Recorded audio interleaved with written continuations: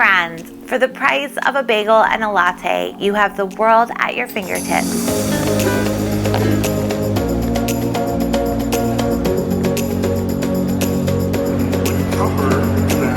We had the wild fortune of being hosted as content creators at this year's Travel and Adventure Show in New York. And we wanted to show you a little bit about what to expect if you're planning to visit one of the travel and adventure shows happening around the country, as well as to share some tips for making the most of the show. If you're looking for tips specific to the Javits Center, we'll share those here too. And if you're looking for things to do in the area while you're in New York for a convention, check out our other video filled with places to see, things to eat, and where to stay, all within walking distance of the convention. We found some really great spots, so you're definitely going to want to check that one out. And as they say, let's jump into it.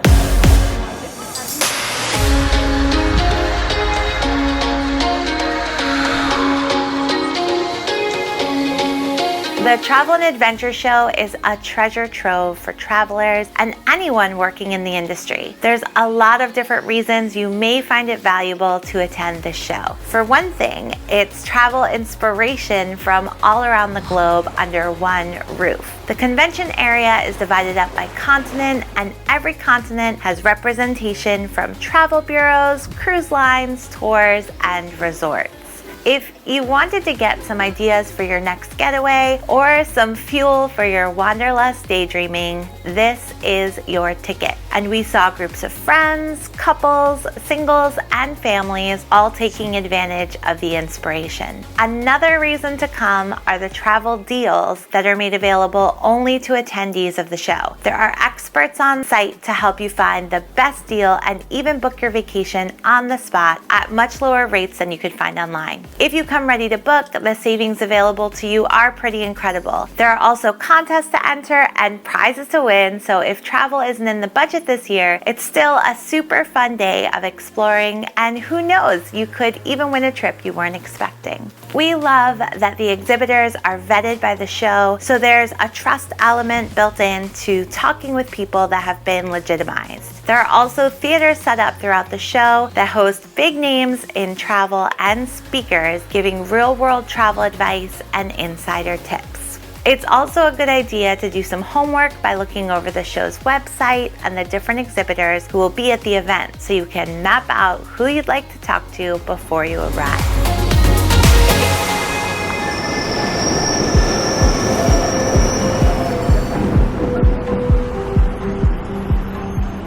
There are coat checks all throughout the Javits Center, and I definitely recommend finding the one closest to your entrance and checking your coat so you don't have to lug it around. We passed a couple on our way to the convention that was just for us, so maybe wait till you see where you're going to be and then find your coat check. The bathroom lines at an event like this can be a whole lot, but we found that going up or down a floor from the main event often leads to a ghost town of bathrooms with little or no lines. So keep that in mind for when you gotta go.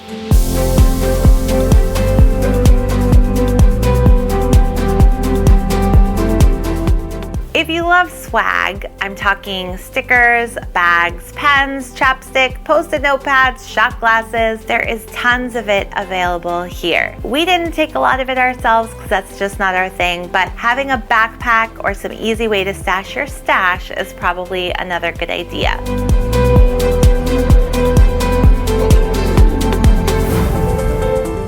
Another tip, if you see a line forming, it's probably for some premium swag or a food or drink demonstration, so definitely get in line. If you need to get off your feet, head to the Global Beat stage and enjoy being an audience member for one of the cultural acts going on.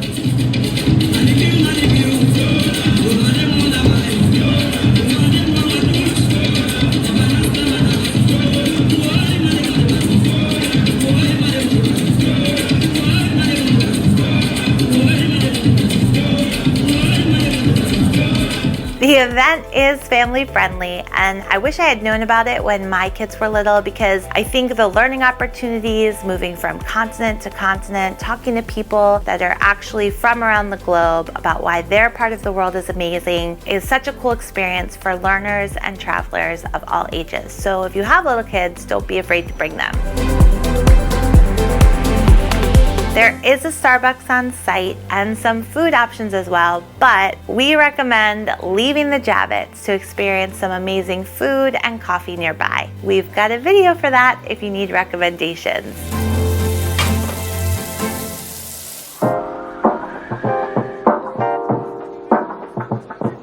If you're a content creator, photographer, or travel writer, this is an awesome opportunity to make some connections in the industry and make a great impression on future partners. It's a really smart idea to bring some samples of your work, your media kit, calling cards, or some other tangible item to exchange when you're talking with exhibitors that you want to stay connected with. If you aren't invited to the event but want to get a badge that shows you've been vetted by the Travel and Adventure Show, you can apply online for a media pass, and I definitely think that it lends some credibility to you if you're looking to network. Another tip is to take cell phone snapshots of any business cards you get from prospective collaborators so you don't lose important contact info. We had a running note going as well to keep track of people we met and the things we talked about. The show is huge, and it's easy for people and places to run together if you don't find a quick way to organize it.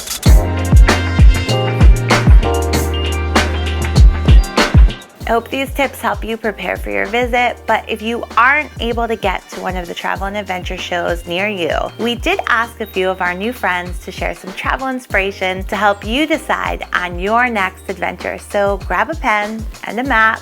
Think of adventure. It's going to surprise you. Beautiful beaches. I kind of like the mountains. Historic landmarks. You can have adventure and beautiful views. We had such a great experience at this event, and we'll definitely be attending others in the future. We'd love to hear about your travel experiences or your experience with the Travel and Adventure Show. We'd also love you to subscribe to our channel for more, and you can read even more about our adventures and tips on Instagram. So follow us everywhere, and we hope you're making the most of your one wild and precious now.